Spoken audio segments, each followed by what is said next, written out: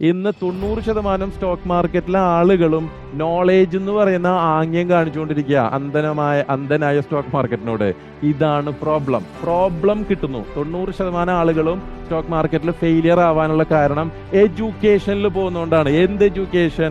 ഏത് ഷെയർ വാങ്ങിക്കണം? Fundamental analysis സൈഡാ. ഏത് ഷെയർ വാങ്ങിക്കണം എന്ന് പറഞ്ഞാൽ അതിന്റെ കമ്പനി നോക്കുന്നു, അതിന്റെ അടിത്തറ നോക്കുന്നു, റൈറ്റ്? അതിന്റെ പ്രോഫിറ്റ് ഉണ്ടോ, മാനേജ്മെന്റ് കറക്റ്റ് ആണോ, പ്രൊജക്ട് ഉണ്ടോ, അതിന്റെ എല്ലാ റേഷ്യോസും ഒക്കെ. ഇത് ഫണ്ടമെന്റൽ സൈഡ്. ആ ഫണ്ടമെന്റൽ അനാലിസിസ് ചെയ്താൽ ഏത് ഷെയർ വാങ്ങിക്കണം എന്ന് പറയുന്ന ആൻസർ കിട്ടും.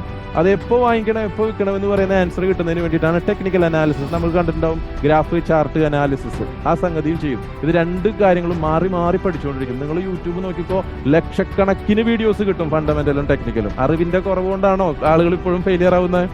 Never ever. കാരണം എന്തുകൊണ്ടാന്ന് വെച്ചാൽ ഭാഷ മനസ്സിലാവുന്നില്ല. ഇതിനോട് എങ്ങനെയാ സംസാരിക്കേണ്ടത്, എങ്ങനെയാ സംവദിക്കേണ്ടത്. സ്റ്റോക്ക് മാർക്കറ്റിനോട് സംവദിക്കേണ്ട ഭാഷ നോളേജ് അല്ല. എന്ന് നോളേജ് അല്ല എന്നും മനസ്സിലാക്കുന്നോ അന്ന് നമുക്ക് ടേണിംഗ് പോയിന്റ് തുടങ്ങാം.